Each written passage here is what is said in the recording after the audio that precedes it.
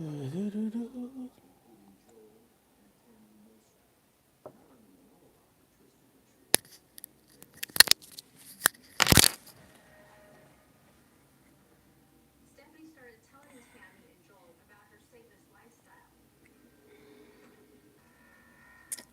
evening. Good evening. Well, hold on, give 1 minute.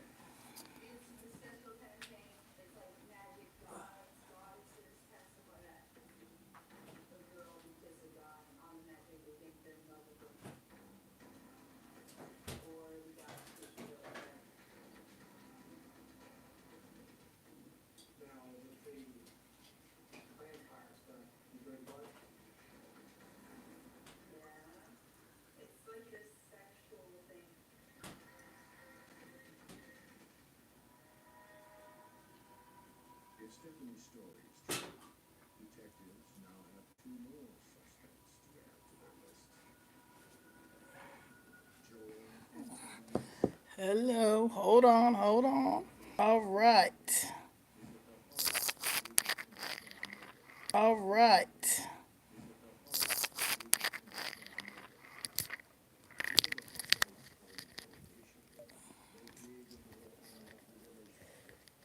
Had to make sure I get all the, you know, the TT. How's everybody doing? Okay, say no class tonight. What kind of class are you in? If you don't mind me asking, wait for a few more people to come in before I start. Hope all y'all can hear me. I always do this.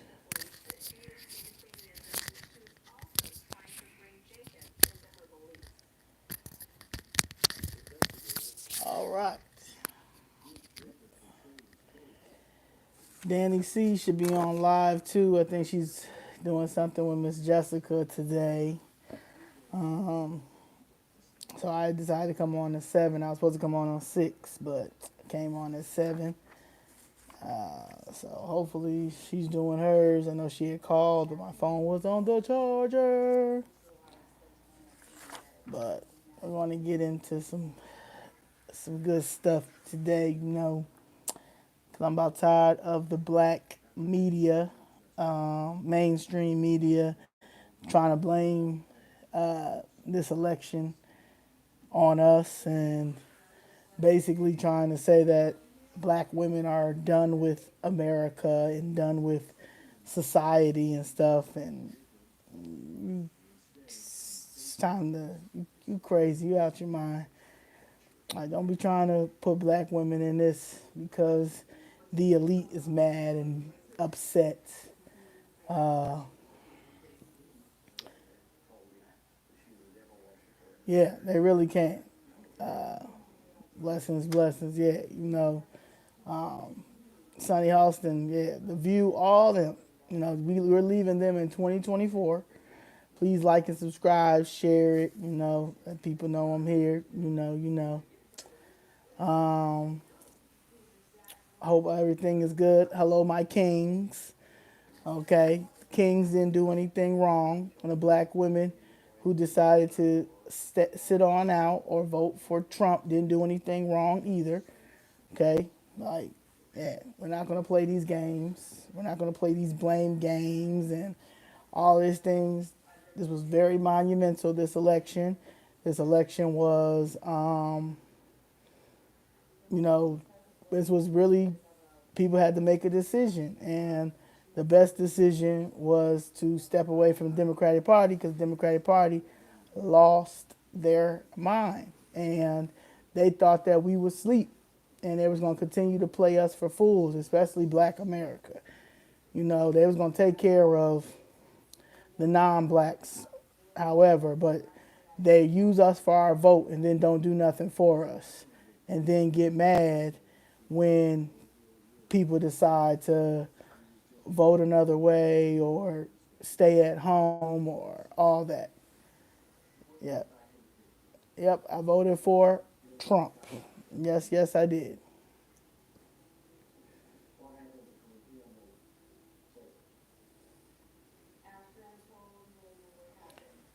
Yeah, I mean, it was disrespectful. It was disrespectful, and we watching it. We watching it in our face, and we not supposed to say anything. So I'm glad people spoke up. I'm glad people that were not afraid to vote for their best interests, and then the ones who decided to stay home because they didn't care for neither one of them. They had absolutely every right to do that as well. I think I should do some local stuff first before I go on to Joanne Reid and how I feel. So, as you know, Chicago is still pushing for this 2025 budget. And today, another person signed on, which was Deborah Silverstein, which I knew that she was. But November 20th, which was last Wednesday, and this actually was the day that I went down there, budget meeting, and it was about sanitation and stuff. But I brought up the epidemiology thing. I brought up the whole situation as far as why does that program have $1.4 billion dollars is beginning $1.4 billion dollars. I mean, a total of $1.4 billion dollars from 2020 until 2020, proposed budget until 2025. They're trying to push another $300 million dollars. But Brandon Riley, who is an accountant, and he is the 42nd alderman, he wrote this letter. And I'm probably going to do another live on this separately, but I just got this and it sort of made me happy. So it is to Budget Director Annette Guzman, Chief Financial Officer Jill Jaworski, City Comptroller Chess Rewinkle. Now, these are all people that Brandon Johnson appointed. CC Chair Jason Irvin, Budget Committee, who I don't even know why he is the Budget Committee. He's a reject. Chair Pat Dow, Finance Committee, and members of the Committee on Budget and Government Operations, which is the co-chair is Nicole Alderman Leigh. So he says, time-sensitive requests to budget data. As you know, your partners in government on the City Council are working diligently to propose alternative solutions to help address Chicago's $1.2 billion budget deficit. To that end, we are requesting that you respective offices provide a detailed and timely response to the city budget data requests outlined below. Given the tight timeline to revise and hopefully approve a balanced city budget for 2025 before the end of 2024, I am respectfully requesting that you fulfill this request for budget data by close of business on Thursday, November 21st, which was the next day, and I'm pretty sure they didn't get anything. But anyway, it says thank you, and he says thank you in advance for prioritizing this time-sensitive request. Please provide the data requested below for each city department as well as a summary sheet that provides a summary of total costs in these categories across all city departments in the city budget. Side-by-side comparison of 2020 versus 2025 proposed. Total headcount, personnel services, and FTE for each department categorized by funding source, corporate fund, ARPA, other grants, etc. Side-by-side comparison of 2020 versus 2025 salaries for all non-union positions for each city department. Total headcount categorized by funding source to execute and service the City of Chicago's legacy, regular operations in 2020 by department. Total head count categorized by funding source to execute and staff new programs created by 2020, especially those created using federal ARPA grant funds since 2021 by department. Total number of vacancies broken into two categories, union and non-union, by city department, including the line item total for the vacancy carryover of 2025. Please organize this data according to the fund, corporate, ARPA, etc. Funding the positions. Total number of vacancies broken into two categories, union and non-union, organized by city department and fund source, that remain unfilled for the past 12 months and those unfilled for the past 6 months. Please provide an accounting summary, personnel and non-personnel, of all new city programs created 2020. That shows the cost at the onset of each program and cost in 2025.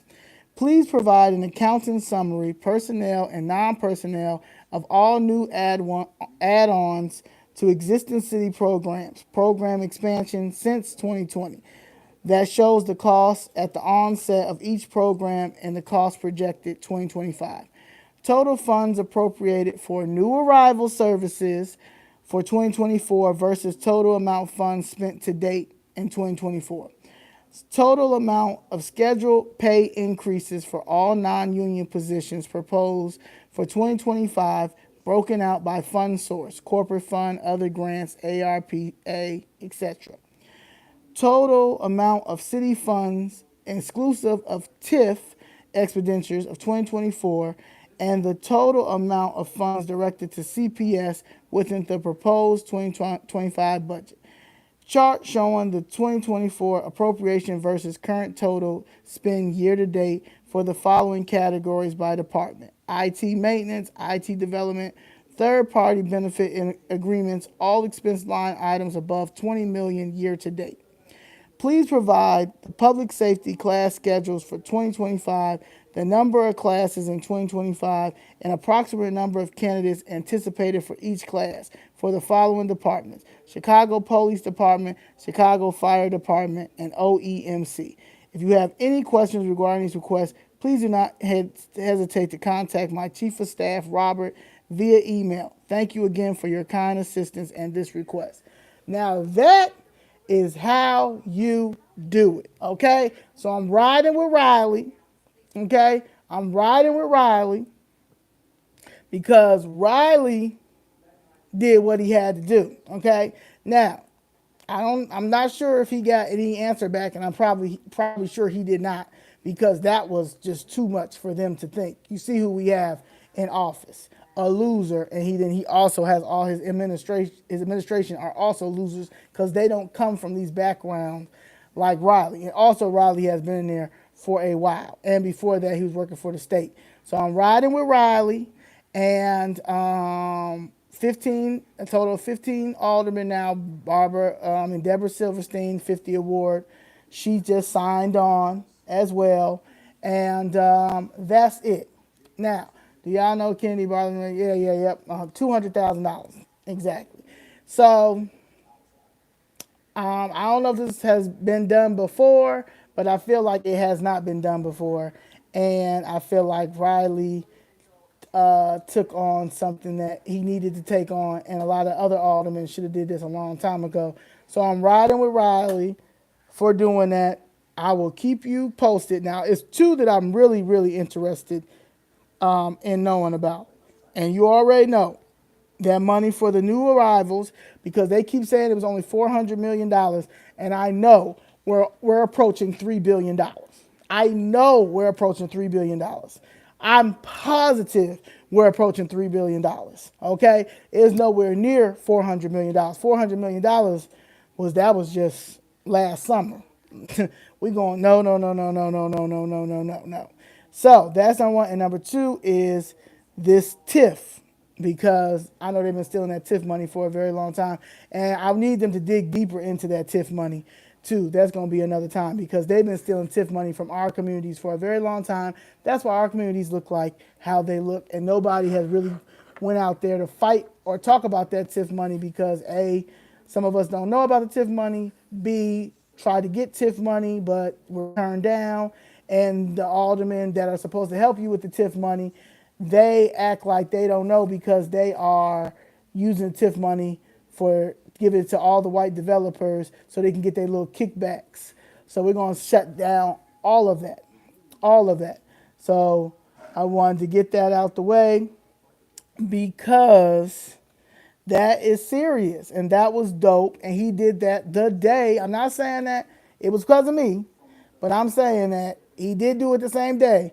I came in there and started talking about that epidemiology because it doesn't make any sense. $1.4 billion for epidemiology, that's just nuts. That's just nuts. It go from 5 million to 400 million to 300 million to 300 million to 292 million. Make it make sense. Public health ran by all foreigners. I don't know if y'all remember, but there's I got to get that whole story. But there's a hospital that I think had to shut down, but it was ran by like these Indians, and they had ran back to India, and they done stole all that money laundering right here in Chicago. Yeah, so this is what they do. So it was giving money laundering, and a whole bunch of foreigners was taking over public health. So that needs to be investigated alone. So hopefully that's in it when they figure that out. But they better not pass that budget because, especially if they don't get anything that Riley requested, on top of they don't got the money. We're going to address that $1.2 billion deficit that we are in, and the taxpayers are losing homes and getting priced out, and we're losing businesses. You know, I'm really upset that Grand Lux left Chicago. Okay, Grand Lux on Friday used to be my spot. Clam chowder, Mai Tai, okay? And I had some of the best dates at Grand Lux. And y'all just took Grand Lux away because they left because the property taxes were too high. And then y'all gonna put it right across the street from that. Then y'all gonna put Bailey right there, Bailey Casino that's not making no money. It's just dumb. So yes, so I'm glad. Now, back to why I'm here. First of all, I want to discuss that MSNBC said they were unaware that Harris' campaign gave $500,000 to Al Sharpton's group ahead of friendly interview. Now, MSNBC, y'all know that Al Sharpton is the biggest hustler of all time. Of all time. Y'all know that none of these people are doing any of this because they care about democracy, they care about community, they care about black people, because if they did, we would not be at the bottom of the totem pole. So please don't sit here and act like y'all did not know Al Sharpton received $500,000 from Harris' campaign. Please, please, please. We're not going to act stupid now. We're not going to act stupid because she lost, and now all this stuff is coming to a head, and everybody knows that everybody we're the new adults. You know what I'm saying? I'm 38 years old. I'm pretty sure a lot of these people around my age, maybe a little bit older, maybe a little bit younger, but we're not slow. I have a mother who's not slow. My dad was not slow. I have sisters that aren't slow. I have friends that aren't slow. And I have a lot of followers who aren't slow. So I'm pretty sure that everything was enough. We knew that something was strange, but we just really couldn't put our hand on it. We already knew it was a suspect that the Democratic Party was some trash, but it just confirmed this year when y'all tried to put Biden out there, and Trump slaughtered him in that debate. And y'all had to think of something quick, and George Clooney and Obama told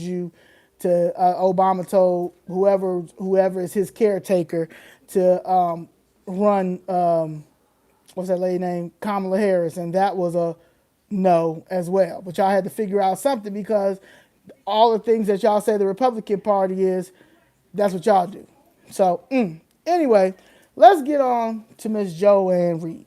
The reason why I decided to talk about Joanne Reid today is, and it's going to be, and it's personal as well, is because Joanne Reid, you are a journalist. You are a prominent journalist. You are a political commentary. You are someone who has been given chances because you said some weird and crazy stuff before, and you were given chances. You weren't canceled. The LGBTQ community could have canceled you because you were saying some weird stuff. But no, you got your chance, right? Okay. So we're going to remind you of how foolish you sound and how crazy you sound when it comes to talking about how black women are tired and they're not going to save America and all this stuff. First of all, you're too dramatic. Number two is, girl, Kamala Harris had no policies. There was no way she was going to win, okay? It's not about her being a woman. It's not about her being people of color. She had no policies. I promise you, if I run for office, I will win. And I am a black woman. I promise you I will win, okay? But I'm going to come with policies. I'm also going to come with receipts. I'm also going to come with a story. I'm also going to come with fighting. I'm also going to be for my people. Okay, I'm not going to look down on my people. I'm not going to be rude and talk down and all this. Girl, you have been a political commentary, a journalist for a very long time, okay? A very, very, very, very long time. And the fact that you said, Anna, every time,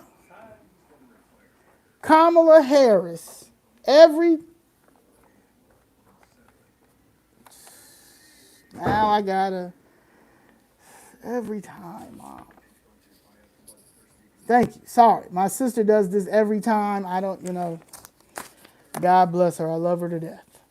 Now, you said that Kamala Harris ran a flawless campaign. This is where I know that you should go ahead and step down from MSNBC before they fire you. Because what? And you better not have taken anything from the Harris campaign, because it's all starting to come out, because y'all have to understand, y'all are the real slaves, okay? Y'all are the ones who work for the slave masters to convince the people, because I guess we're supposed to be the field Negroes, that we have to continue voting a certain way, or we are going, I guess, back to the plantation or wherever. But we're already on the plantation with the Democratic Party. That's why we're not getting anywhere. And you think because y'all can throw Beyonce in our face or throw some people in our face that we're supposed to just be like, okay, well, we're going to continue to vote. Not realizing that we are paying bills out here. We're paying groceries out here. We're working. People who are entrepreneurs is not getting bids and jobs the way that they are. Merch ain't selling the way that it's selling. All these foreigners coming over here getting everything, and we just looking. We getting pushed out of our communities and stuff. Girl, but you are a political commentary, and you are a journalist. So I'm confused on type of person you are. Now, you're not an award-winning journalist, so this may be the reason why, because you are capped. Now, Joanne, let's get into who is Joanne Reid. Joanne Reid, commonly known as, I'll say Joanne M. Lomina Reid, commonly known as Joy Reid, is an American progressive political commentator and television host, born December 8th, 1968. Her birthday is coming up. I hope they don't fire her before then. She is a national correspondent for MSNBC and has hosted The Reid Out, a political commentary program, since July 2020. Previously, she anchored The Reid Report 2014 and 2015 and AM Joy 2016-2020. Joanne Reid was born in Brooklyn, New York, and her father was a Democratic Republic of the Congo, and her mother was a college professor and nutritionist from where? Guyana. Okay? So that's one thing right there. That's why you really don't care about our reparations. Because, girl, you're not going to get any. Second, Joy Reid's father was an engineer who was largely absent from the family. Okay? So her daddy was not around. Eventually returning to the Congo after divorcing her mother, she was raised primarily in Denver, Colorado. Now, I like Denver. Until the age of 17, her mother passed away from breast cancer. Sorry to hear that. Afterwards, she moved back to Flatbush to live with her aunt, and then she graduated from Harvard University. Harvard University, congratulations, 1991. My sister was born. Harvard University, good university. Great, right? Now, speaking of Harvard, remember Claudine Gay that had to resign from president because of the whole situation with anti-Semitism. Now, when I had looked, I just wanted to look up to see like stuff that she was saying about that, and she was saying that she suggested that Harvard President Claudine Gay's resignation was driven by coordinated campaign against diversity initiatives rather than allegations of plagiarism, and which I do agree with that. Now, I said when Claudine Gay first, when they first was asking Claudine Gay to step down, not to, not to, not to, not to, yeah. So basically, Claudine Gay was not supposed to. Oh yeah, sorry, I got distracted. But yeah, to make a long story short, I don't believe that Claudine Gay should have resigned either. I thought that was dumb. But this is what Black America and Black America does a lot. When we are right, especially when it comes to the Jews, I don't know why we feel like we have to apologize when it comes to the Jews, because we should never have to apologize when it comes to the Jews, because the Jews run everything. And again, we have yet to get any of our economic resources. Number two is anything that we're talking about when it comes to Jews is not always anti-Semitism. Deborah Silverstein tried to do that with me when I went to at committee meeting. The same thing. You understand? The same exact thing. And that's what pissed me off, because at the end of the day, we were speaking about the housing situation, how they're taking black people's property. How they're taking black people's property. Today is just a day that just, I don't know. I'm trying to get involved. Everybody just moving around, all this stuff. Anyway, when it comes to the anti-Semitism thing, that pisses me off, because they have made it where everybody has to be uncomfortable. Like the Jews are the only ones out here getting attacked. That does not. It don't. It's not like that. Okay. That's always your loss. That's why you lost their building, because you're always doing some crooked stuff. You sound stupid. Your mother wouldn't have lost the building if she was paying it. The bill was paid. Okay, this is anything else you would like to say? Because you don't even know me. You don't even know my story, A Black 63. So let's continue with what else you're saying. There was no bill to pay, you idiot. The city of Chicago thought they owned the building, you idiot. Anything else, Black 63? You don't even know me. But there is a lawsuit that you can go look up, but you probably can't even pronounce lawsuit or even know how to look up a lawsuit. Anything else, Black 63? I'm gonna let you continue. Continue. I like to talk to you. Come on, troll. We welcome all trolls. Your mother wouldn't have lost the building. The building was never lost. It was knocked down. It was knocked down. Unlawfully demolished. The building, she never lost the building. They demolished the building. Black 63.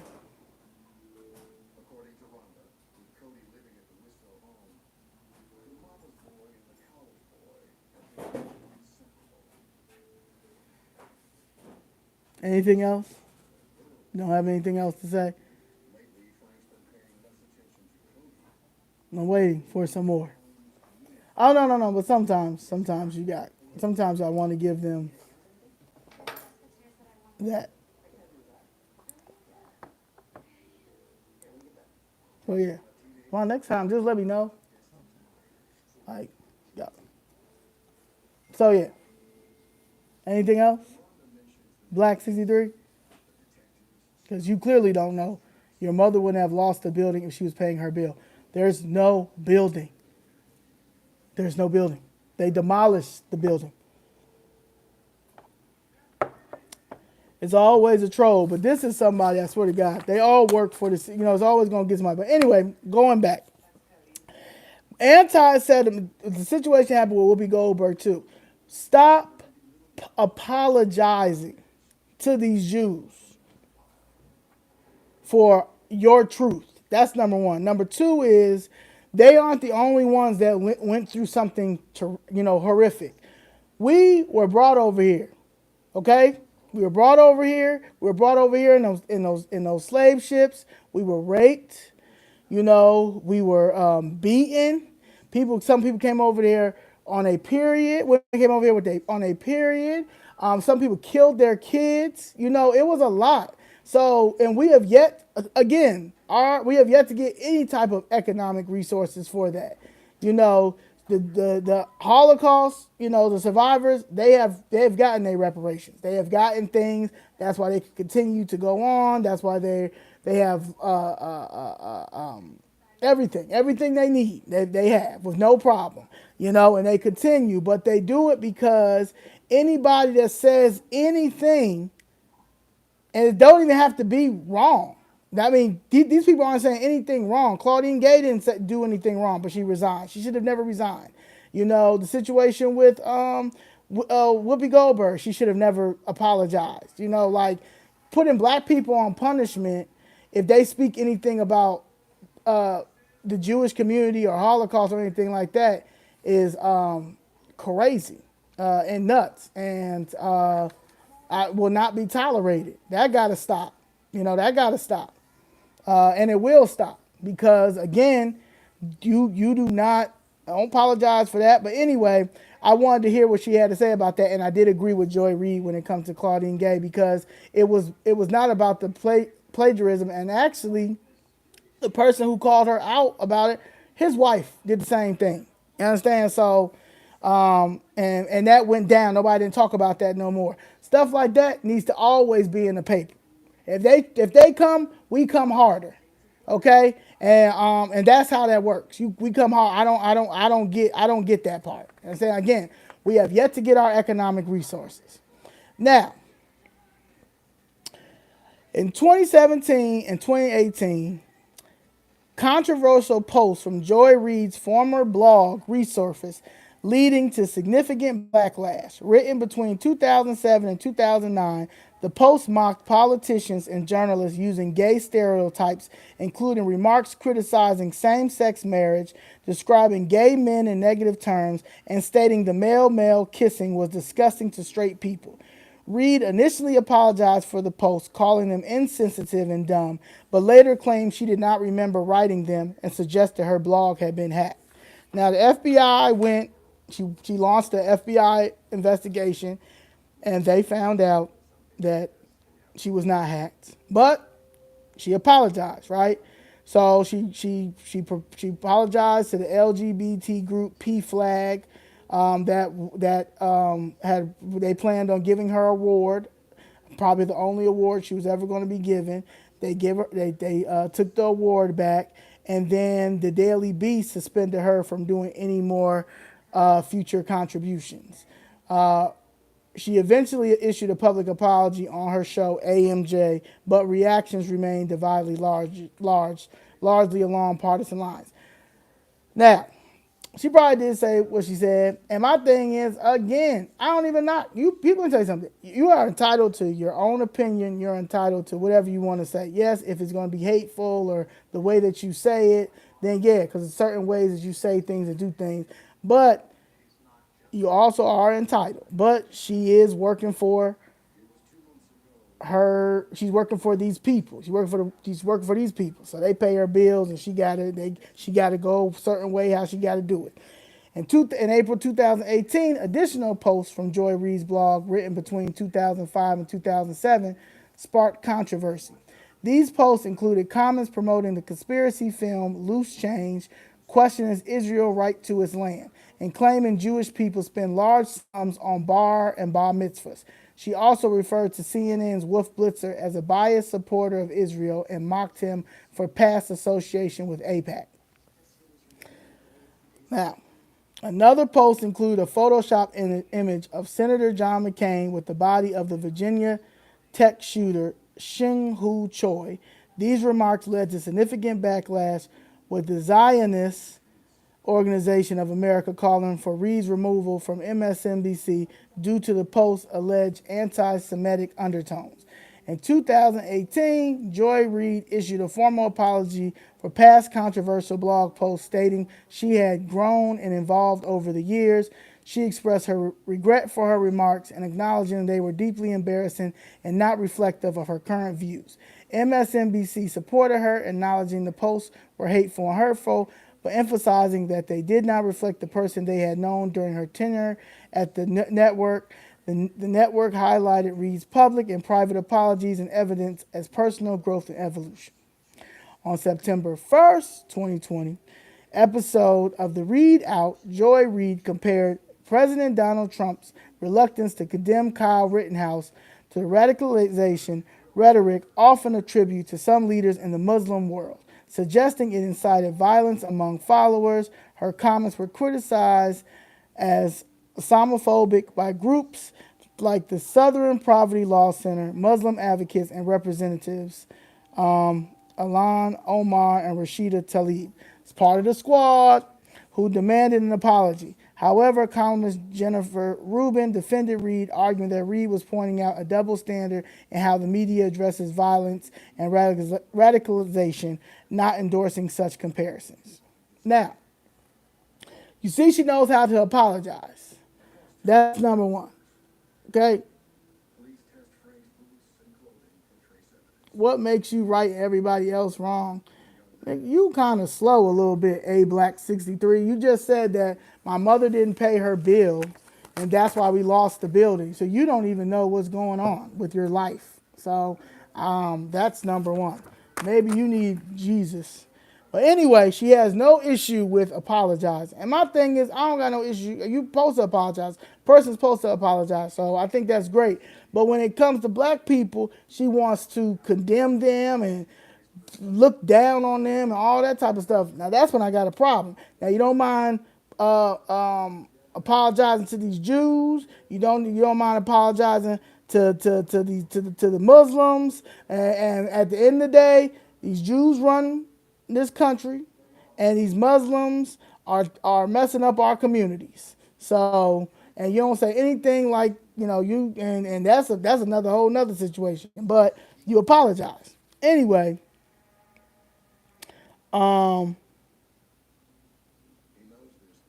Then in 2015, no, not 2000. Was it 2016? President Trump's remarks about Black Lives Matter during the final presidential debate. MSNBC host Joy Reid sharply criticized his characterization of the movement. Trump had labeled BML a symbol of hate, referencing to the group's slogan, "Pigs in a blanket, fry 'em like bacon," from a 2015 protest as his first exposure to the movement. Reid, in her post-debate coverage, condemned his rhetoric, emphasizing that Trump's framing ignored the broader context of BLM's effort to address police violence and racial inequality. She pointed on that the slogan used by some protesters was a reference to police brutality and not reflective of the entire movement. Reid's remarks were part of a broader critique of how Trump's rhetoric fueled racial tensions in America. There was an offshoot separate group of people. Nobody knows who they are. I know a lot of people in Black Lives Matter. This is what she tells her colleagues. And I know a lot of people who started it and who are leaders in it. Not a single person knows who these people were that started that chant, and they were connected to the march. Now, what I say about Black Lives Matter is that Black Lives Matter people were paying people to come and start these riots. And these white people, they was giving them, there's people that I know that have footage of these white people, these white boys, putting ski masks on, giving crowbars and bars to our kids to go down there and riot. Go down there and start messing up a lot of our businesses. Some of the businesses were already boarded up, like the Macy's and some of them other ones, because they knew what was going on and they know that insurance company was going to take it over. So I'm not saying all Black Lives Matter movement like that, but they were definitely involved. They definitely was paying people to get our kids to go down there, start breaking stuff. They was breaking it and then they disappeared. And some of the police weren't doing what they were supposed to do when it came to arresting these people, because some of them was in it too. So I'm just trying to say that all this bad Black Lives Matter stuff, some of that was purposely done. So it goes both ways. And it's been doing that for a long time, because what I'm learning as well, and what Dick Gregory used to say, a lot of these protesters are these people getting paid. A lot of them are getting paid. And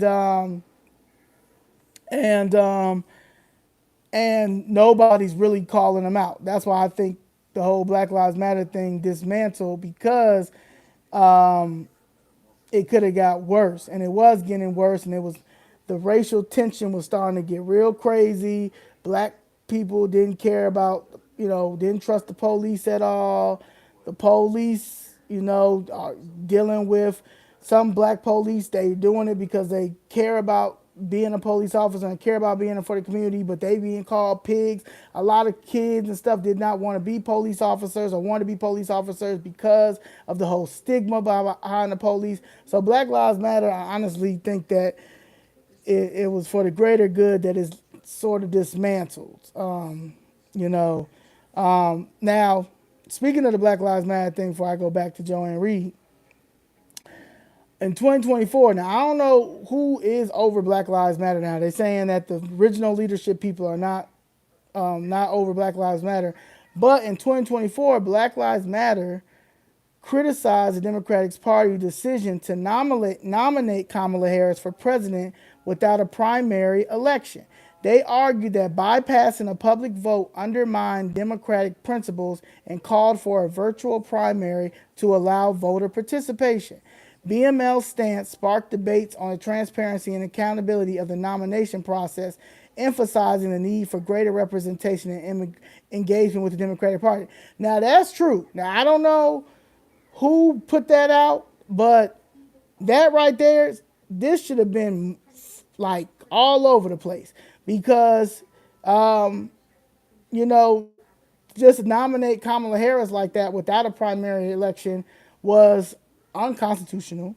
It was not the Democratic way. It was not the American way. And to sit here, especially when you're sitting here saying that you feel like Trump you felt like Trump stole this election when we already know he won by a landslide. And then the last election, you tried to say that he was lying about y'all stealing the election. But if y'all just nominate, y'all didn't make no decision, y'all just made the decision yourself. The Democratic Party just made the decision itself to nominate Kamala Harris. That's cheating right there. That's cheating right there. And she ain't talk about that, right? Ann Reid didn't talk about that. Al Sharpton didn't talk about that. Roland Martin ain't talk about that. Sonny Hostin didn't talk about that. Nobody not talking about that right there. That right there, I'm going to read it one more time. In July 2024, Black Lives Matter criticized the Democratic Party decision to nominate Kamala Harris for president without a primary election. They argued bypassing a public vote undermined democratic principles and called for a virtual primary to allow voter participation. BML's stance sparked debates on the transparency and accountability of the nomination process, emphasizing the need for greater representation and engagement with the Democratic Party. So, if they said something and nobody didn't talk about it, all these mainstream media didn't talk about it, then I don't understand how y'all mad, because y'all cheated by just pushing her through, y'all spent $1 billion and she lost. But y'all sitting here trying to say that the Republican Party lost. No, this is the second time that y'all done cheated in the the last 4 years. That's what y'all do, and all of it just start coming out. All of it just start coming out. Okay, that's how that would end this. Um,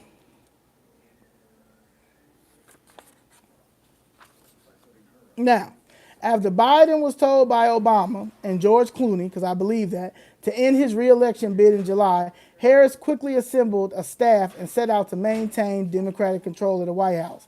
And Ann Reid goes to say, I think it's important to say anyone who has experienced or been in the United States for any period of time and experienced this country's history knows it cannot have believed it would be easy to elect a woman president, let alone a woman of color.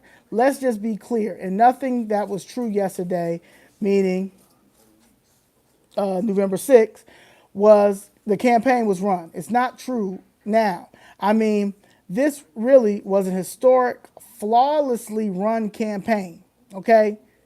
She had Queen Latifah, who never endorses anyone. She came out and endorsed her. You could not have run a better campaign in a short period of time. Now, this is a political commentator, okay?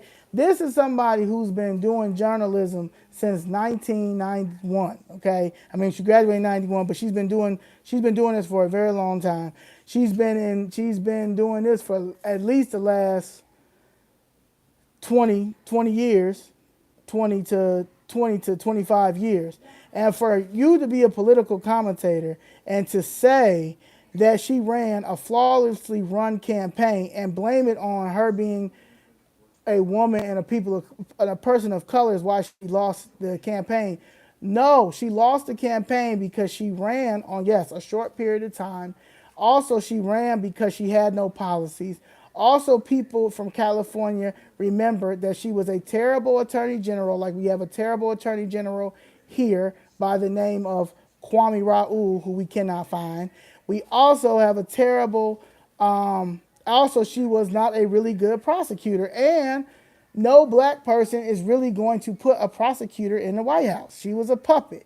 Second of all, you really thought that America, this generation and millennials, clearly, because this is really our election, you really thought that we were that dumb that we were going to be like, okay, she had Taylor Swift, she had the Swifties, she had B-Hive, so I don't understand why she didn't win.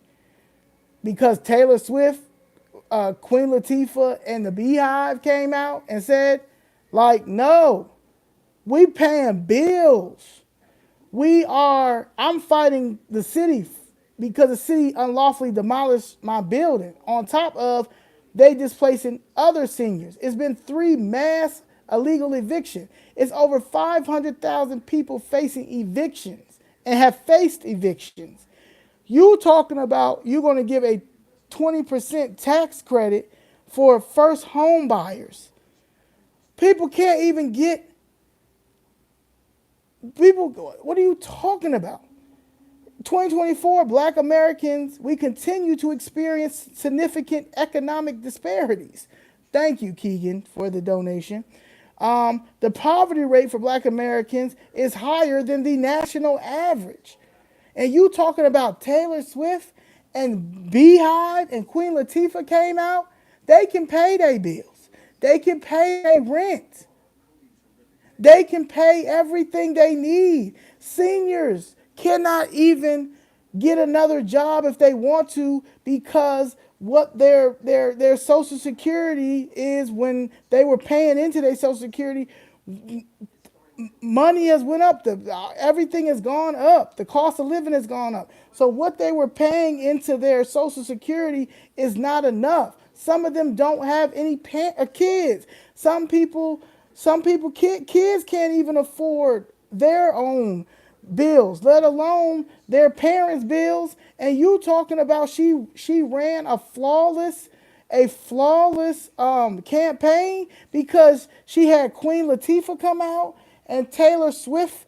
She had the Swifties and she had the B-Hive. But you say that the only reason why she lost is because The United States did not want to elect a woman president? No, ma'am. We lost because paper towel, a pack of paper towel is $40. Cheese is $8. Bread is $4. No, bread is $8. Cheese is $8. Okay? You either can eat out or go buy food at a grocery store. It's the same. It's actually cheaper to eat outside. Okay? Burger King is $20 now for a meal. You can't you even everything is up. It's up. The black poverty rate is it's been up, it's more than 19.5%. 19.5% and 90% of black America votes for Democratic Party. And y'all think y'all was gonna give people Megan Thee Stallion, Quavo, Glorilla, J Lo, who else they gave us? Glorilla, J Lo, Samuel Jackson, Usher. Like, come on now, come on. The persistent poverty is tied to several factors, including historical inequalities that we've been dealing with for a long time, and the fact that the Democratic Party gets majority of the black vote. They have yet to figure out our education, our health care, and our housing. We're losing housing at a rapid, Jamie Foxx, we're losing housing at a rapidly. Like, we losing it. Like, losing it. And you're mad. You're mad, Joanne Reid, at black people, and you and other black women, the elite, are mad because she didn't get in office. When black America is still experiencing the most economic disparities in democratic cities. In democratic cities. Chicago, New York, LA, see, man, San Francisco look wild. Denver starting to get that, which Denver, like, it does, yeah. Detroit, I'm just confused. The crime rates is getting higher. Kids aren't going to school. Like I said, the Douglas High School, prime example, 35 students in there. 35 students in there, and half of them don't even show up to school. You've got 2,000 black American kids in Chicago that dropped out of school, while 2,000 illegal immigrants kids are in school. And they're just passing them. They can't speak no English or nothing. I was talking to one of my friends who's a teacher. Our Friendsgiving was Sunday. She said they just passing them. She done went there, told them, hey, like, they don't know how to read. She said she got one guy in there, he don't know how to read English or Spanish. He in there, he's a distraction. She done told the principal. She done told the public administrators, and nobody's saying nothing or doing nothing. He's just in there, calling black people niggers in the Spanish, in Venezuelan, and nobody, and you can't say nothing, can't do nothing. But we got a mayor who was a teacher for less than a year, a CTU organizer, paid CTU organizer, who's pushing to get a $300 million loan interest for the students, and the kids can't even read. And these teachers are already making between $85,000 to $100,000 a year, and the kids can't even read. This is what we dealing with. They only care about, this is what a lot of them are saying, right? The black elites and some slow black people who are riding for the Democratic Party because they just have this brainwashed mindset. Well, they're going to take away Social Security. They're going to take away Medicaid. They're going to take away their Section 8. That's what's happening. TC, you're going to vote red. They're going to take that. So that's all we worth? That's all we worth. Medicaid, Social Security. affordable health care, aka Obamacare, Section 8. That's what we're worth. That's why we got to continue to vote blue. Yeah, you still gonna get your Social Security. And that's what irritates me more than anything, right? Because you think that all these old white men, these rich white men, these old white men that paid into Social Security, you think they're gonna let Social Security go anywhere? Social Security ain't going nowhere. It's never gonna go anywhere.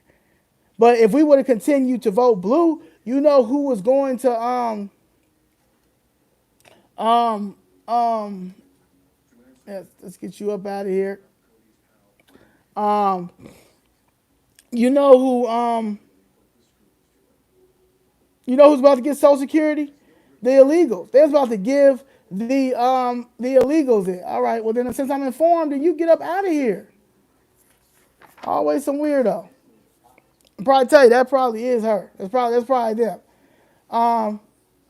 So anyway, they were about to give the illegals Social Security. Mind you, they already gave them 400 billion. The federal government already gave them $400 billion. Okay, since 2021. Now they're gonna come in here and get some Social Security numbers and get Social Security. It's gonna. Come on now. It was getting crazy, and we were going to allow it. You know, the influx of migrants that came into our communities, not one time did Ann Reid speak about that. Not one time did Al Sharpton speak about that. Not one time did Sonny Halston speak about that. Angela Rye speak about that. Tiffany, whatever her name is, Tiffany Cross, Andrew Gilliam. None of them talked about the influx of migrants that were coming into black neighborhoods, receiving housing assistance, just displacing us. They keeping their family together when that crack epidemic and all that happened in the 80s, or in order for y'all to get even if you weren't on drugs or anything like that, but if you got Section 8 or you in the projects or all that stuff, the man couldn't be in there, but they making sure that the man was in there for that. The Republicans, of course, is going to ship them to a sanctuary city. The Republican states aren't sanctuary, you idiot. That's the problem. You just came in here talking about my mother didn't pay the bill. Now you get here talking about the Republicans are the ones who ship. We know. I too, if I was Greg Abbott. I too, if I was DeSantis. I too would have shipped into sanctuary cities. Matter of fact, like I said a long time ago, if I was DeSantis or Abbott, the buses would have been going directly to the White House, directly to Pennsylvania Avenue, directly to where Kamala Harris' house is in D.C. That's where they would have been going. So yeah, they're not sanctuary states. They're not sanctuary cities. Yes. So yes. Duh. Even when people say that, doesn't mean like y'all really be trying to say something like, well, Greg Abbott sent him up here. Greg Abbott sent him up here. Of course. Of course he sent him up here. Texas is not a sanctuary state. Florida is not a sanctuary state.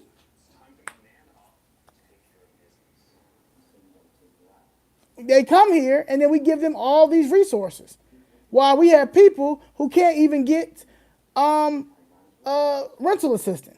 We got people who can't even get food stamps. You got when you go into the aid office, they got two lines. They got one for the illegal immigrants, and they got one for the citizens. And they telling you that you only get this amount according to how much you make or if you get Social Security, while these people ain't got nothing and they get everything. They get everything. They get everything. They giving you $1,000, $500, gift cards. I mean, when they first came over here, they was giving them, I'm not blaming the Republicans. I'm not blaming the Republicans. Why would I blame the Republicans? Why would I blame the Republicans? The Republicans sent them. Why I would do the same thing. Anybody that has a sanctuary state, that's head of a sanctuary state, would have shipped them to a sanctuary state or a sanctuary city. They didn't have. That doesn't mean that the city of Chicago or the city of New York, or New York City, did not have to give them all these benefits that they did. The city of Chicago went out their way. At least with Eric Adams had start saying hell no. He started being out there with them. He started being out there with them. Like nah. This our mayor went and started finding money in surplus. That's why we $1.2 billion in the hole. This nigga went hard for the migrants. Yeah. They came over here, did not have to take the vaccine, nothing, and got everything they wanted. And not one of these journalists, these mainstream journalists, talked about any of that. They refused to talk about that. And of course, she's not going to talk about it because Joy Reid is a migrant. Daddy from Congo, mama from Guyana.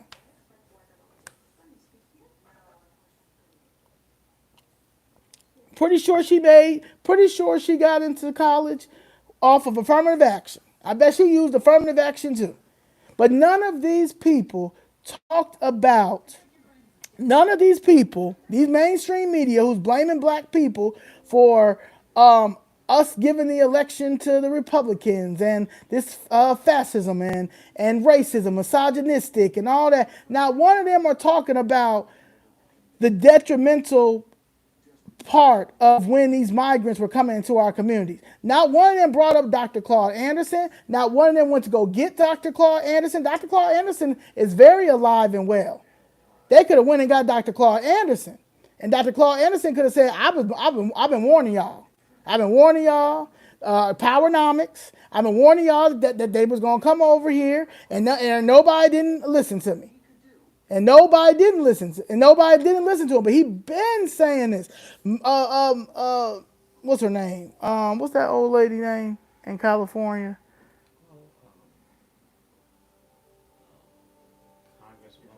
Maxine Waters. Maxine Waters not saying nothing. She been in Congress since 1908. She ain't say nothing. Ain't none of them. Pelosi, none of them. But for 8 minutes they went and got some Kunte Kinte cloths and sat and kneeled for 8 minutes for George Floyd, but none of this. So to sit here and then to put it in our face, nothing happened. There you go. No, I mean, and we don't say anything, but it's So that is the what irritates me about her and anybody else that's black that tries to sit here and talk about people. Now, when Ann Reid talks about she ran this flawless campaign, Reid points out how hard it was to run a campaign for a woman of color to become president, especially with the country's history of racism and sexism. First of all, we're gonna have to keep this. We're going to have to keep this 100, okay? She did not lose because she was a woman. She did not lose because she was a woman. She also did not lose because she was a black woman because she's not black, okay? She's an Indian woman, okay? She lost because she had no policies. She lost because she was head of the border and did not do anything. Okay? She lost because she refused to talk about what the border crisis has done. She didn't even acknowledge it. They started talking about, well, Trump was supposed to, the Republicans were supposed to do a bipartisan with the Democrats about the border, but Trump told them no. So that's why they didn't do it. You didn't take any responsibility for what happened with the border, okay? You didn't come here and talk about the displacement of people. I reached out to you guys and met with your camp during the DNC when y'all were in Chicago, gave them my story, gave them the legislation that needs to happen when it comes to housing, and gave them a black agenda. Now, the lady who I met with, she said that your campaign is ran terribly. You aren't listening to black people at all. Okay. At that time, before y'all went and got what's her name, Cardi B. Cardi B had reached out to y'all about being at the DNC. She wrote something about the because she almost died with her pregnancy, one of her pregnancies. And she really wanted to be a part because of the whole situation of the abortion thing. And y'all told, and she said she didn't want to get paid or anything. She just wanted to come. She read she had everything written. She said that she could read it beforehand so you guys could approve it, all that. And y'all told that lady no because y'all got backlash just a couple of weeks before because y'all let Megan Thee Stallion twerk, and people were going off because of that. So y'all told her to chill on that, even though um, y'all had a Planned Parenthood bus outside, and y'all were doing abortions and vasectomies. But bringing Cardi B to DNC was ghetto. But y'all had a Planned Parenthood bus doing abortions and vasectomies, but you refuse to listen to a person who just the following week, I just got maybe 2 weeks before that, I just was on the Breakfast Club. My Breakfast Club interview was very well perceived because I broke down the little minutes that they did give me. I broke down a lot in those 30 minutes, and to see that, hey, we need something. We need something. So the fact that going to ignore me, da da da. Oh, who's me? Old little old me, da da da. Nigga, I got Chicago. That's what I got. I've been coming down here fighting. That's what I got. Hey, okay, cool. You don't want to listen to me? Cool. So no, you lost because it wasn't about racism. It wasn't about sexism. It was not about you being a woman of color. It was because you had no campaign policies. You weren't running on anything. You were running on popularity. You were running on popularity, and you thought that she was going to win because of that. It proved to you that the black entertainment, but the entertainment in general is not as powerful as people thought it was to be. And even proved me. Now, Mr. Gregory used to say, entertainers ain't nothing but pieces of shit, and it's been showing me that he might be a little bit right. So, also she says that people should wait for all votes, including absent ones, to be counted. Now, I do agree with that because I don't understand why people are able to send their vote in. If they can't if they can't get up and go to a polling machine, then those votes shouldn't even count. That's dumb. I don't even know. I don't know how long they've been doing that. I don't know. Ma, have they been doing that ever since you can send your vote in? Yeah, that needs to stop. That's dumb. So yeah, I think everybody should be able. Now maybe you can do it maybe 3 days. Give somebody, maybe everything should be a vote. Like every day shouldn't be one day. You should give like November 4th, 5th, and 6th, maybe 3 days. But everybody needs to get out and vote. I think that needs to happen. She also talks about false information that was spread that was confusing people not to vote for Reid. I mean, not to vote for Kamala Harris. No, it was y'all were giving false information not to vote for Trump. That's why 15 million people sat out because a lot of them wanted to vote for Trump. But y'all were going around lying about that Project 2025. Y'all were pushing that. Y'all put so much money in the Project 2025 thing that y'all really thought that was going to take it over. And that's it. If I try to tell you, Jester, you start with the Uncle Tom clown, you out of here. So just let me know before I start talking again. I know you're getting ready to load up.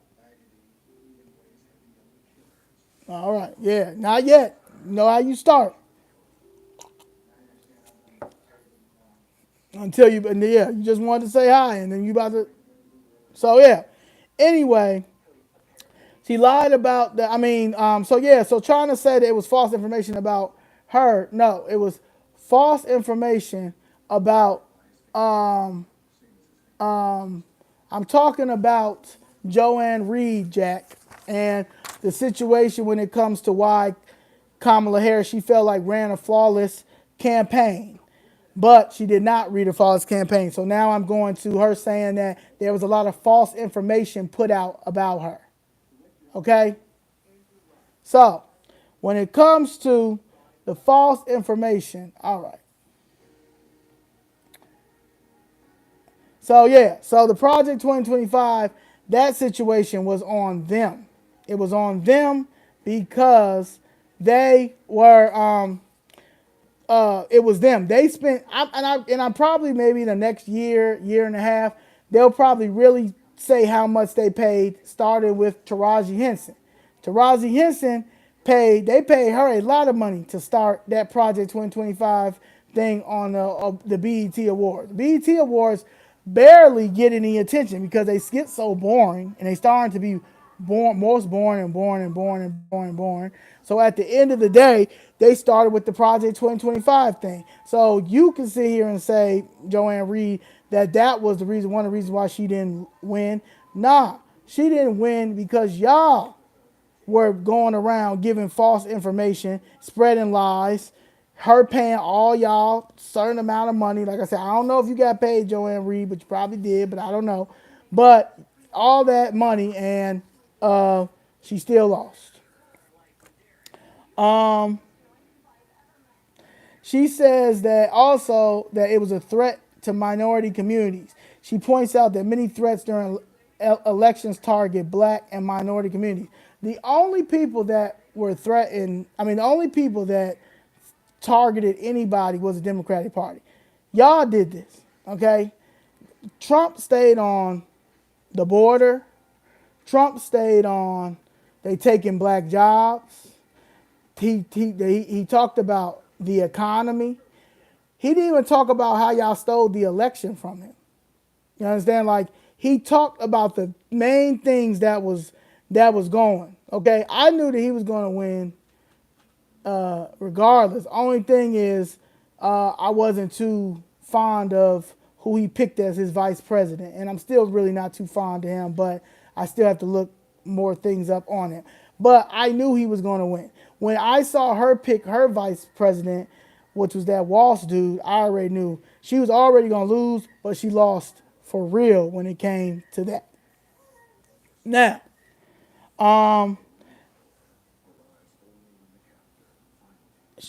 she also said that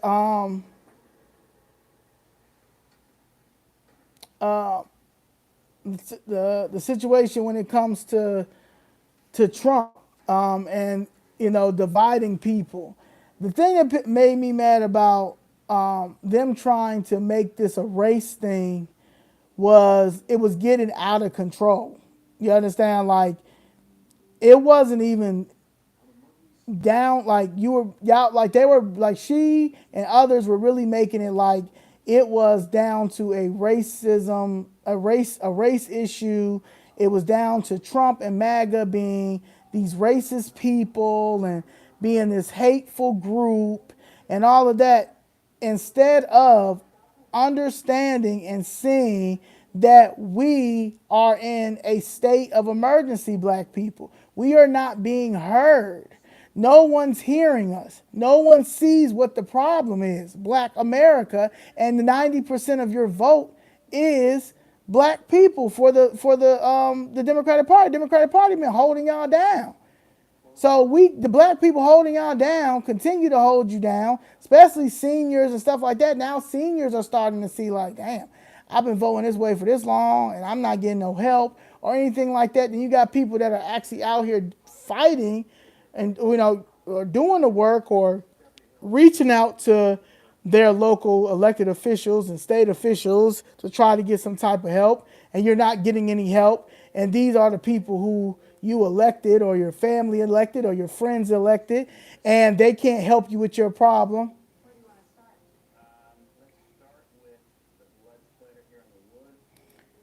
The fact that you think that the fact that you think the Democratic Party has our best interest is crazy. That's the problem. That's the problem. That's the thing. All right, Jester, you have a good one. Found something else to think. But anyway, that is the issue.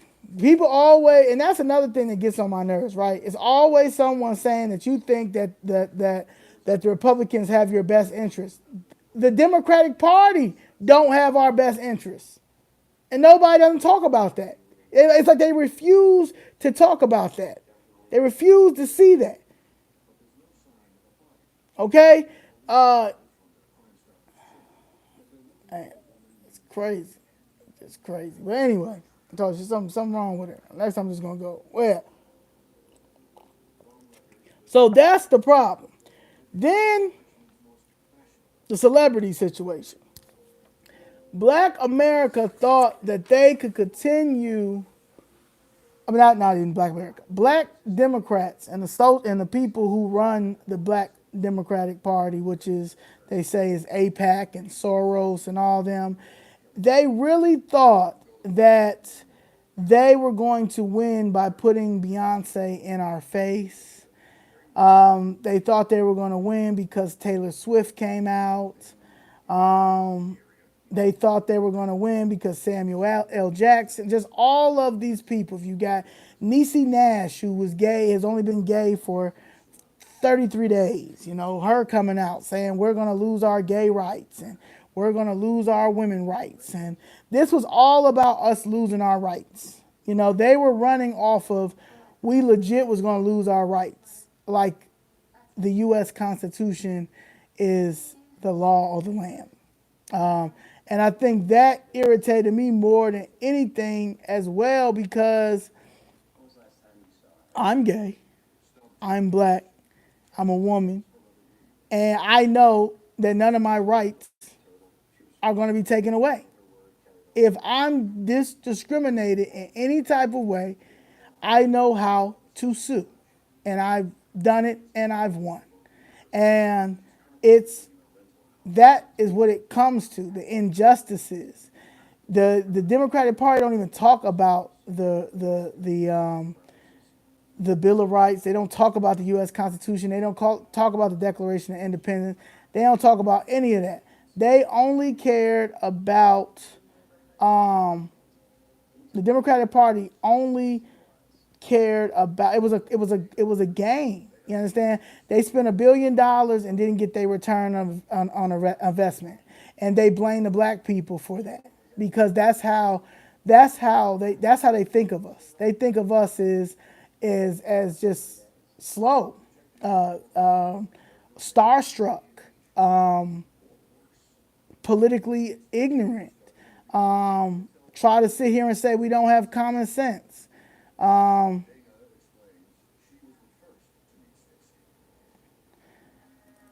no, nobody's rights is going to be taken away.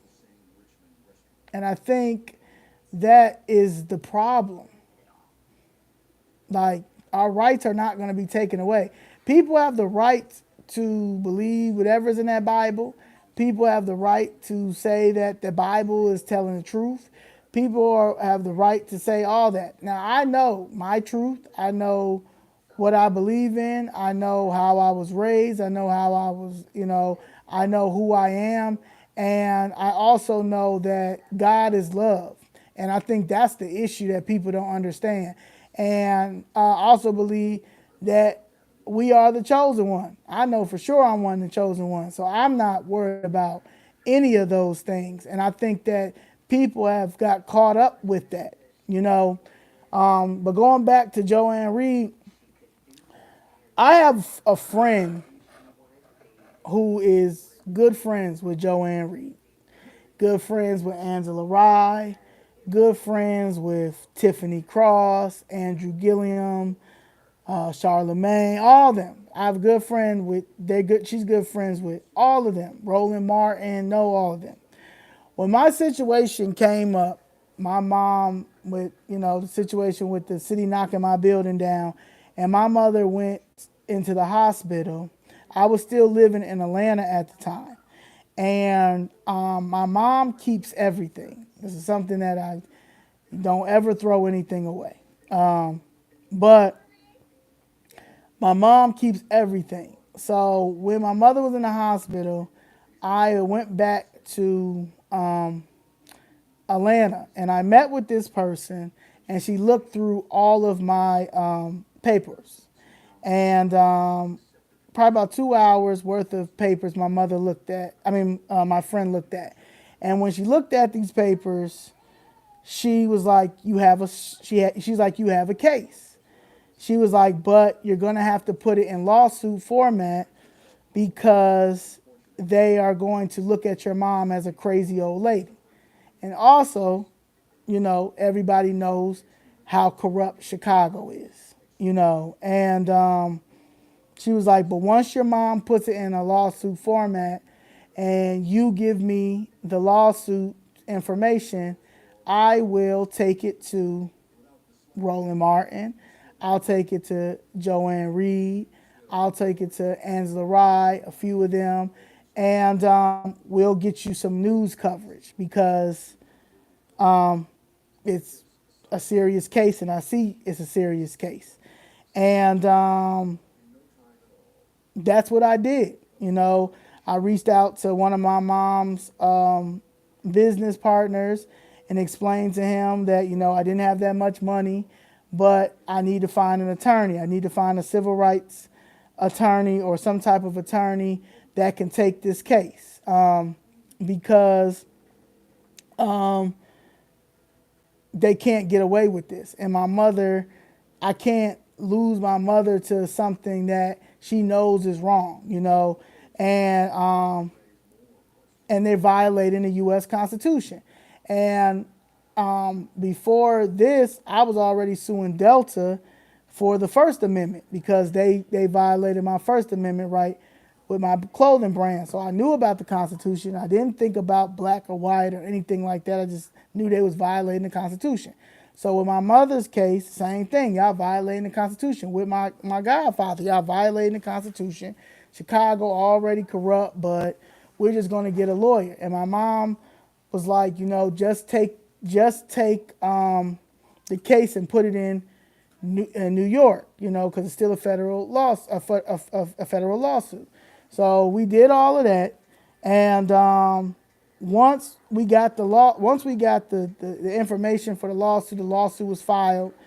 I sent the information to my friend, right? And I'm like, okay, because my thing is a person with a platform like Ann Reid, really Ann Reid, she's on MSNBC, she's got other connections. Maybe she can't take it, but she'll give it to somebody else to take because the overall situation is it's a legal eminent domain. The government knocked it down, thinking that it was theirs. We have all the information to show it. We have the deed. It's not nothing. It's no loopholes, no nothing. Like, we have everything. This was they could, and the city could have played it off on some, this was just a mistake. You understand? But you know how Chicago is. Chicago want to play because that's what they do. They've been knocking down people buildings and saying that it's not eminent domain. It's building violations without going to buildings court, what you're supposed to do. So once I gave her all the information, I'm texting her, calling her, and we're talking and stuff, and she's saying, yeah, get the information, and stuff like that. And I was just about to start my tour. I was going on tour called Did Gregory Taught Me, and I had booked a couple of shows at the City Winery. I was only able to do the Atlanta City Winery, but I was about to do my Did Gregory Taught Me tour. And I was so caught up in this because I just knew that I could get some press. I just knew that this person was going to make sure I got some press. I just knew the way that Ann Reid and Roland Martin and Angela Rye and all them people fight for blacks and always scream out the racism and the injustices and all this stuff that they going, oh yeah, no problem. Let me sit down with it. All this stuff, right? And still not hearing nothing. I'm not hearing anything. So when I decided that I started being a little bit more vocal about the Democratic Party and just talking about like how messed up they are and how I can't get no help and stuff like that. And I'm putting it on my social media. This person texts me and she's like, hey, I didn't know that you were getting into politics. And I was like, huh? And she was like, yeah, let's chat later. And so I'm like, girl, what is you talking about? Like, I'm just expressing that I can't get no help. And you are my friend and you know all these people and you also be out here or used to be out here fighting for injustices and equality and black lives and all this stuff. So I'm just trying to figure out why nobody has yet to take this case. Now, mind you, I'm protesting outside, and I remember going to her when I first started protesting. I said, hey, I'm about to start protesting in front of City Hall. This was like a couple of days before summer. Summer was about to hit. And I was like, what do you think? And she was like, well, you're going to need hundreds of people. And I said, well, hundreds of people ain't got my fight. You know what I'm saying? I can't go force 100 people to come out there with me. I'm like, this is 2024. You understand? So I was like, I'm just going to go ahead and do it. And so I started doing it by myself. You understand? I had, like I told you, I had all my stuff. You know? And all my other stuff. I got my other stuff in here too. A whole bunch of stuff. Oh, yeah. Got this. You know what I'm saying? I wasn't playing. I had all this. City of Chicago. City of Chicago illegally demolished our family's building without compensation. Illegal eminent domain. Right?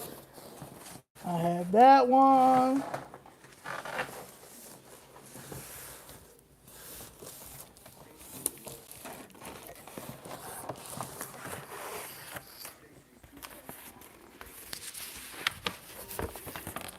I had this one. I had everything on there. All that, right? So I had three of them. Three of them out there. And I was out there every day. Every day, Monday through Friday. This man, this weird mayor, he just got in. They had him going through other doors, so he couldn't say anything to me, any of that, right? But it didn't matter. You understand? I had my music. I would take my little break. The police would be sitting there looking at me. They'd be putting their little thing in like she's on her way again. You know, finally some of his security detail would come over to me and say, well, what time you going for your lunch? You know, or they'll be like, you know, we just want to see what time you're going for your lunch because he's about to come down and we got to go all the way around. This stuff, this the police, this is what the security detail telling me. And I'm like, that's pitiful. That's pitiful that he's going around everywhere, but coming like to speak to me. Like, it's just me. I don't even have 100 people out here. It's just me. So, mind you, while I'm still out there doing this stuff, you know, I'm still waiting to see if I'm going to get a call from, you know, Ann Reid, Roland Martin, any of these people. This was last year, just waiting, right? Still not getting anything. So I didn't hear from my friend until earlier this year, April 26th, right? So she says, actually, she reaches out to me April 25th, and she says, hey, just checking in on you. You okay? So I write, hey, nah, I'm not okay. I pray every day I won't lose my mind, fighting for justice for my mother. There's no reason why I can't get any media attention for my mother's property being demolished. Media will speak with me about the migrant crisis and its effects on black people, but nothing for my mother's property. It's been 6 months and I'm still waiting for the judge to make a decision. I feel like I'm stuck in a box, talking in circles. I've realized the Democratic black leadership influencers aren't helping at all, and that's crazy. How do people expect us to keep voting blue when black seniors are being displaced and properties are being stolen with no with no press coverage. So I have to go to City Hall almost every day and speak out during public comment. My mother is on the verge of eviction because CHA has blacklisted her for speaking up. I'm tired of this. Either I or my mom, if either I or my mom were shot by the police, we'd have all the press coverage. I'm tired of this. So no, I'm not okay. I need help because I don't want to run for office, but that might be next because this isn't fair. My mother followed all of the steps. Not only did Alderman David Moore not reach out, my mother still filed the claim and the city blatantly committed insurance fraud. Furthermore, the city is Furthermore, the city has it that no black individual can obtain an attorney to fight against the city. Many people don't know how to represent themselves pro se or are too old. And this is from, I said, this voicemail, I sent her a voicemail that I let y'all listen to the other day. This is from the law department, and I can't get any press. Haven't heard from her since. So, when people sit here and talk about me being a coon, me getting paid by the Republican Party, when the only people that get paid is clearly the Democrats, elites like Al Sharpton and Roland Martin and maybe Joanne Reid and anybody else, those people that are feeding us BS propaganda. When I'm out here really fighting the city and been fighting the city, and this is somebody that's connected to all these people. I done been out at clubs with these people. I've had dinner with these people. They know who I am. They know my story. They saw me on the Breakfast Club because they're friends with Charlemagne as well. But none of y'all could touch this story. But y'all sitting here have the nerve to get mad and talk about black people like you're disappointed in them for not voting for a woman who was not black, was not going to be a good president of the United States. And you sit here and get mad at a person for speaking out against the Democratic Party. You get mad because I got a shirt that says Chicago Flip Red. Y'all got people going around calling my little group coons. But I couldn't get no story when I got all the evidence. You out here saying she ran a flawless campaign and she wasn't talking about any of the disparities that's happening in the black community. Chicago, everybody was watching Chicago. Chicago was the only one that pushed back. Me and Miss Jessica was the ones that went down there faithfully. But who started pushing back on the migrants was Natasha Dunn and them. Then Tyrone Muhammad. You had P. Ray. But me and Miss Jessica was down there every week. Every week. Every week. To this day, we still down there. We're just not down there this week because it's the holiday. But we was down there. We to the point now that they know they can't pass that budget. It's 20 of us now. I wasn't no organization. I wasn't doing anything. I just wanted y'all to pay my mother. I just wanted y'all to pay. I just wanted the city to pay my mother. And I was in hopes that I could have got some coverage last year from a Joanne Reid, from an Angela Rye, from a Roland Martin. Roland Martin, I brought Dick Gregory to you when you interviewed Dick Gregory. And the only person that had the decency to let me get on and talk was Charlemagne. And I heard he getting slapped because he let me do that. And he didn't have to let me do that. But he let me do that because, again, he knows of who I am. I brought Dick Gregory to Breakfast Club. He's good friends with Killer Mike. Killer Mike reached out to some people. So the fact that nobody didn't want to touch any cases that have to do with them knocking down and taking our properties and taking our land and stuff is the reason why we don't have generational wealth, because we got people that are in these media places and journalists and all this stuff that want to sit and talk down about how the black man and the black woman failed Kamala Harris and failed the Democratic Party if they sat at home or voted for Trump, but y'all ain't even ride for me.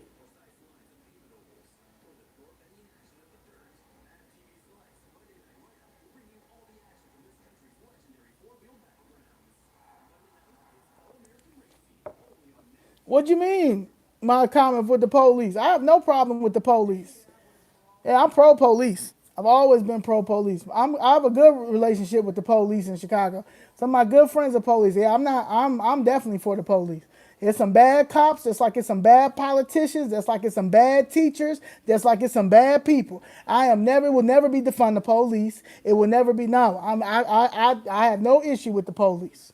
No issue. I have issue with Ann Reid. I have issue with Angela Rye. I have issue with Roland Martin. I have issue with Tiffany Cross. I have issue with Black Lives Matter. I have issue with people who are in these positions and and can't do nothing for us. Anybody that sits here and say that black women are done, we're done saving America. When did y'all save America? Cause y'all definitely ain't saving me. Y'all definitely don't want no job. Y'all just mad because again, y'all could not throw it in your face what's the word? How powerful the divine nine is, cause it's not. Y'all mad because y'all couldn't play They Not Like Us from Kendrick Lamar because she lost. Y'all are mad because you got to figure out where you're going to get your checks at for the next 4 years, and then and y'all are going to be known as the people who got the Democratic Party dismantled. That's what you meant. That's what you pissed off at. You pissed off that y'all raised $1 billion. And you did it wrong because the first day that y'all started the Zoom call was the day that Sonia Massey was just executed. I mean, not executed. The same day that Sonia Massey's family, father and her son did a press conference. And nobody didn't, and y'all weren't even worried about that. That's a black woman that just got executed by the police. Nobody didn't stand there next to her son and her father, those black men who just lost their daughter and mother. But y'all have the nerve to look down at us. You crazy out your mind. The hypocrisy. The hypocrisy. So yeah, so that's how I feel about Ann Reid. Okay? So yeah, it's personal for me because Ann Reid knows who exactly I am. I walked her to her car about 2 times. Okay? Sat with her. So to sit and to know about my story, to know who I am, and you don't take my story or try to get someone else to take it, but you could have taken my story, is you don't care about black women. You don't care about my mother. My mother is 75. My mother got her degree. My mother was an entrepreneur. My mother had a building. It's a whole city. The city of Chicago knocked down a whole commercial building that my mother my mother almost put $1 million into this building and lost her whole investment because the city of Chicago wanted to do some corrupt stuff and just take it because they wanted to take it for affordable housing, for some land, for a white developer. And I'm out here fighting, out here looking at budgets. This is my second year looking at budgets. That's why I happen to see epidemiology. Like, I got $1.4 billion for epidemiology, but nobody can't seem to find my mother money for this house that this building they knocked down. My mother got everything. My godfather got everything. He got deeds from other homes that y'all done knocked down. That I got that I'm gonna come for them as soon as y'all settle this case. The fact that I might have to run for office because y'all because ain't nobody have the decency in city council to write a letter on my behalf to the mayor. Dear Brandon Johnson, Zoe has been coming up here for 2 years. 3 to 4 of the aldermen have looked at her paperwork. Even some of the building department attorneys have seen her paperwork. They've also said that, hey, this is not how it was done right. It should have been taken care of. We're asking you to please settle her case. This is the case. Please sit down with her family and settle the case. That's what the city council members can do. Just like they writing stuff for the budget and all that stuff. Thank you, riding with Riley. I appreciate that, Brendan Riley. I appreciate that Raymond Lopez and the other 13 aldermen that have wrote about the budget. But hey, let's talk about the person who's been coming up there for 2 years. Let's talk about the person who has a city lawsuit, a person who has came up there and exposed David Moore, and how much he's lied and all that stuff. Let's talk about that. Please like and subscribe. But let's talk about that. My thing is that's the problem. But instead, what do I got to do? I got to have my meetings every Thursday. I'm working on my birthday fundraiser. All that stuff that I got to do, because at the end of the day, these people getting out of office. Each and every one is getting out of office if they do not settle my mother's case. Okay, the people that's going to stay is the people who took the initiative to get my case settled.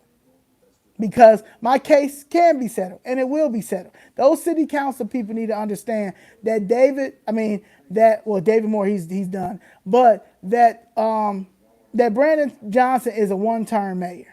He's never ever getting back in there. He knows he's a one-term mayor. His family knows he's a one-term mayor. The administration, they're going down. They're probably never going to be able to find other jobs because they're going to go down in history with him as being disgraceful and not knowing how to run a city, okay, and taking migrant money, because they're going down for that migrant money. There's no way in the world that they're going to be able to find that migrant money.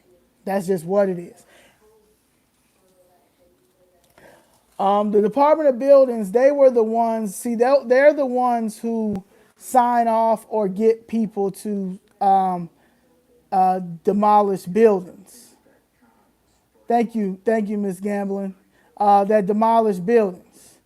So that's what they do. And they've been doing it for a very long time and getting away with it.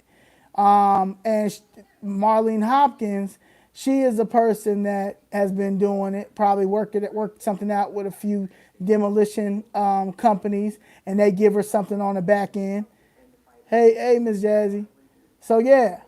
So and it's a racket, and they've been doing it for a long time, but they prey on our seniors. They can't. Some of them don't have the will to continue to go down there. Some of them give up. Some of them, get into the hospital. Or some people just don't have kids that have the time. I'm not going to say want to do it, but may not have the time to go down there. May not have the energy to go down there, But I'm an entrepreneur. I had to leave, what I was doing in Atlanta to come here. I had to pause on my brand that I was trying to build, because the money that's my generational wealth, y'all just think that y'all not gonna pay nobody. Nah, that money can go to help me build my business, to help me create jobs, to help my campaign. I don't help me, or help me if I want somebody else to run, to push. Because it's all about branding. It's all about a story. And I'm not scared. I can't be bought. You're not going to buy me. I'm going to always speak my mind. You understand? Like that's just I've always been like that. I've been like that since I was a child. You know, so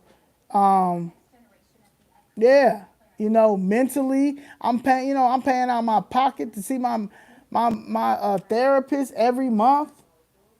You know, I'm doing a lot to try to keep my mental. That's why I'm very big on mental health. But yeah, like it's a lot that I got to do. Corruption is the Chicago corruption is different. You understand? Chicago different, and they think that they're gonna continue to allow this to happen. Nah, they're gonna go down. They're going to go down, and they know they're gonna go down. So yeah, you gotta find your tribe, you know. And I think I found my tribe. You know, there's a lot of my friends that I had to let go because they wasn't understanding this fight personal.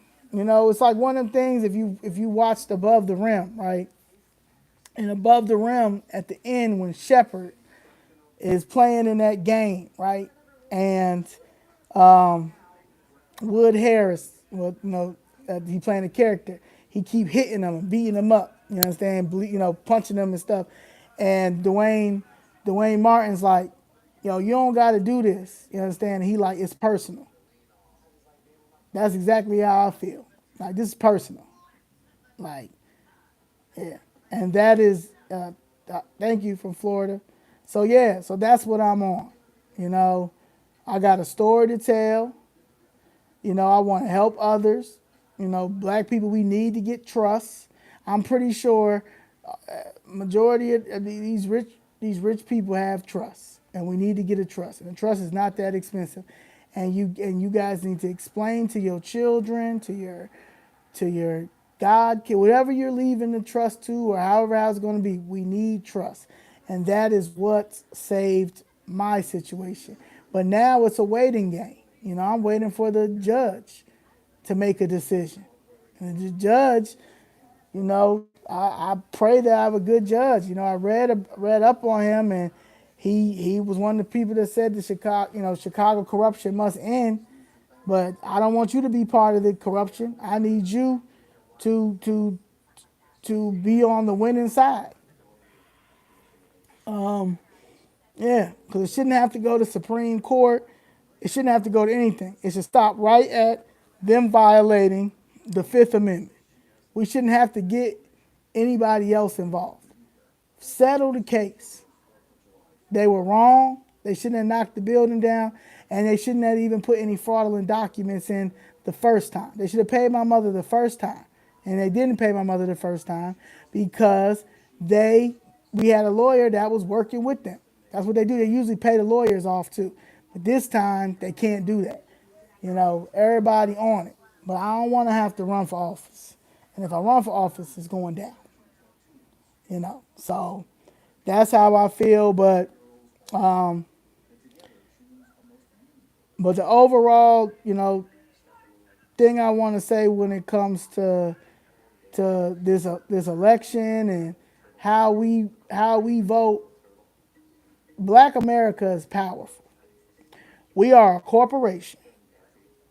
We are the biggest corporation. I don't care. That's why they're trying to bring all these other weird people over here and stuff and try to push us and make it seem like we're not important and we're useless and all this stuff. Nah, we should not have no issues when it comes to getting any jobs, when it comes to getting any housing, when it comes to getting any contracts, when it comes to anything, because we have yet to get our economic resources. So if y'all want to act like the reparation thing is this big thing, then give us what we deserve. And that is our jobs. That is our housing. That is our cooperation.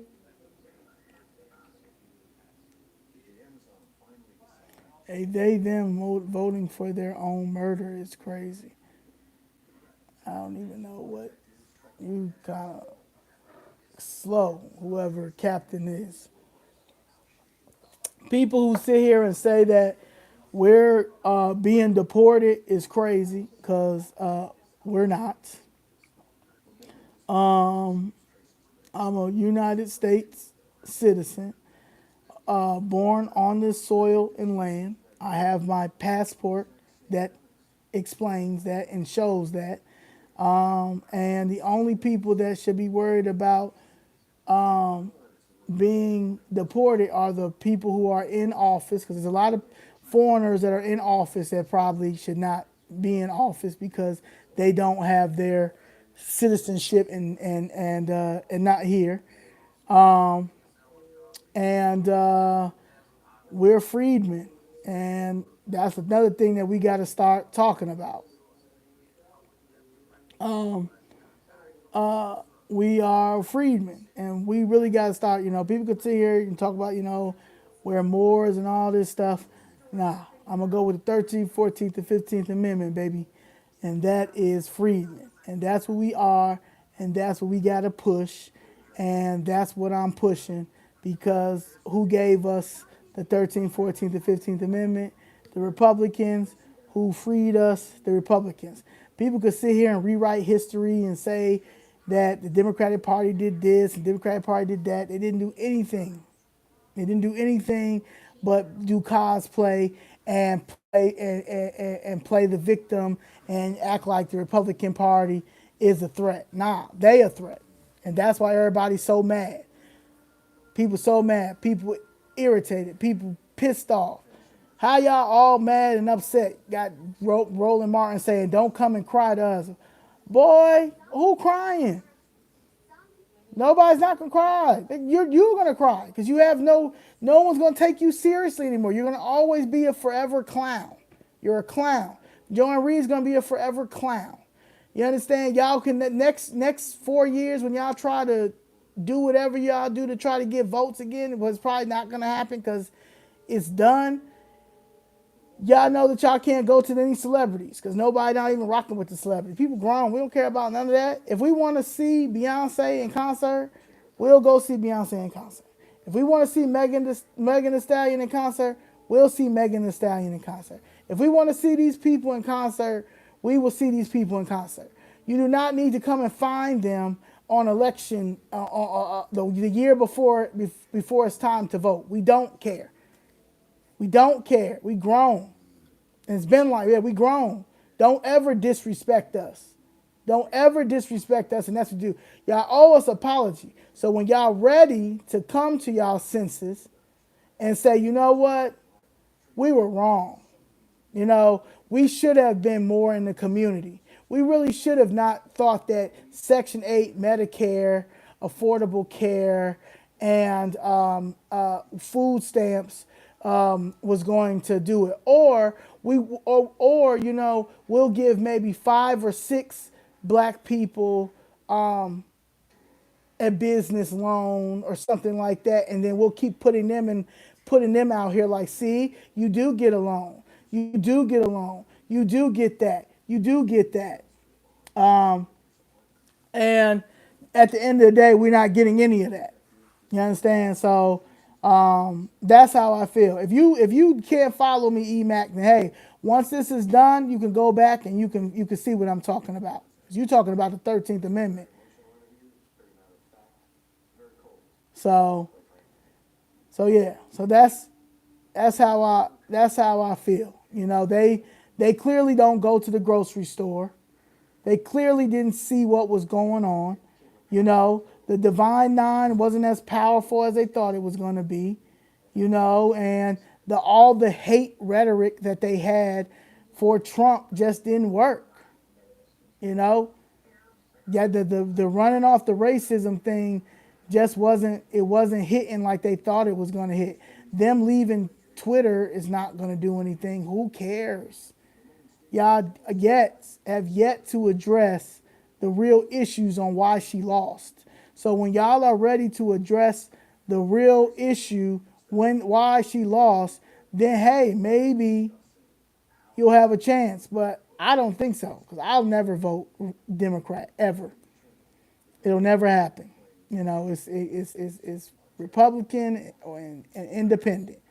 And I hope this time when I talk to my peers and talk to my friends and work on what I'm working on to get to Trump and the Congress, maybe they'll take me seriously this time, because I am working and I'm working hard, and I know that I know I'm gonna be able to get it to them, and I know it's something that they're gonna run with, because at the end of the day, the White House is about just having power. Who's gonna have the White House? The Democrats or the Republicans? The Republicans want to keep that house, and they're going to keep the House because they know the importance of that 8%, even though it was much more, but that 8% of black people that voted. They also know the importance of how Chicago is now a swing state and almost flipped because of all the noise that we made in Chicago. And now we got the local government and state government next to get these people up out of here. Our city council also knows that they're getting out of office if they don't start representing their constituents and start getting these audits and start demanding where this money is at, especially when it comes to this illegal immigration money that them people stole. And then we're going to address the city council then is going to figure out where is my mother's money, settle my mother's case. The Democratic Party is sinister and sadistic. They're sinister and sadistic. If they weren't sadistic, they would have, especially in Chicago, they would have settled my case. So yeah, I don't want to hear about no red senator and sadistic. Sadistic is the Democratic Party. Sinister is the Democratic Party, letting them continue to disrespect Black America and not care and keep putting us over the back burner.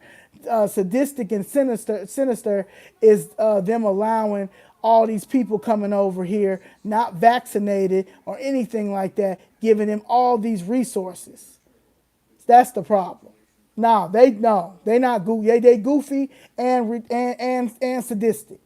So you can still be a Democrat, EMAC, if that's what you want. But this is a Republican page. It's Republican independent. So I don't want to hear anything about sadistic or sinister when it comes to Republicans if you're not going to address the Democratic Party and what they've just did and what they've been doing for the last 60 years. Any questions? Please like and subscribe. I'll be back tomorrow to talk about this Invest Southwest money. And yeah, I'm a realist too. And you to sit here and you're going to say that that the Republicans are the problem, they're not. The Democrats is the problem. A person that gives you they vote for majority of the time is a problem. A problem. And if y'all keep making excuses for that shit.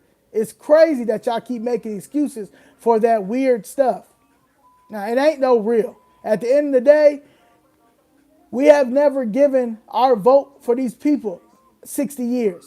Okay? Y'all always talking about Project 2025. That was nothing.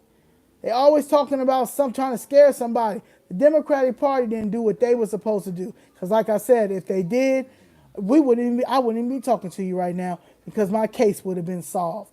They would have I would have got some press from Ann Reid and Angela Rye and all of them instead of them trying to guilt people for voting for a Republican. Trump is a bad man. Nah, Biden is a bad man. Biden been a bad man. A terrible man. And y'all continue to vote for that. So if you think about sinister, and sinister and sadistic, that's old man Biden. Robert Byrd. All his little group. Again, any questions before I end this live? I went in. I think I did pretty good, and I will see y'all tomorrow.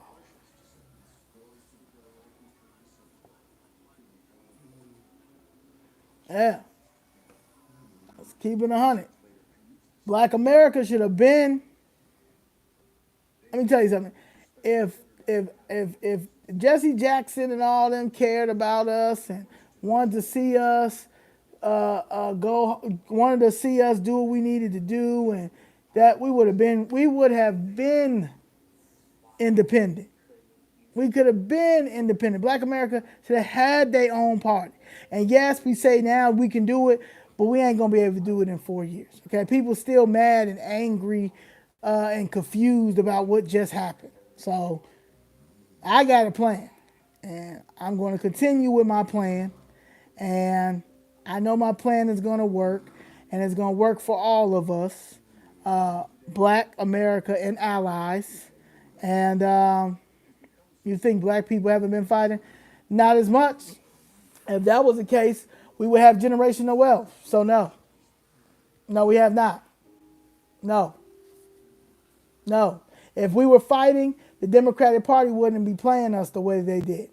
No. So no. No, no, no, no, no. Absolutely not. We can't even get on one accord. We can't even get on one accord. No. Well, it's enough for our own party. We just don't have the leadership and to push. Jesse Jackson, Maxine Waters, John Lewis, all them people should have been pushing this in the early 80s, the early 90s. There's no way in the world, I'm in 2024, 38, I'm out here trying to figure it out. We should have been pushing this a long time ago. When Jesse Jackson, I'm black and I'm proud. After he got my man assassinated, he should at least gave King that. He should at least gave King that. That's why he rolling around here, elder abuse. I can't stand him, Al Sharpton, any of them, Maxine Waters, none of them. They ain't even do what they were supposed to do. Everybody got theirs, but us. Now they got theirs. Maxine Waters' family and stuff gonna be good. Al Sharpton people, everybody, they kids and stuff gonna be good. But what about us? We the one who got y'all to where y'all are. Y'all wouldn't even be who y'all were if it wasn't for us. Yeah. So now is the time we got to start coming together. And I do think that's going to happen. And yeah, we ain't going to agree with everything, because at the end of the day, we should, it's going to be things that we're going to disagree with, but we got to get there. We can't say stuff like we don't have enough.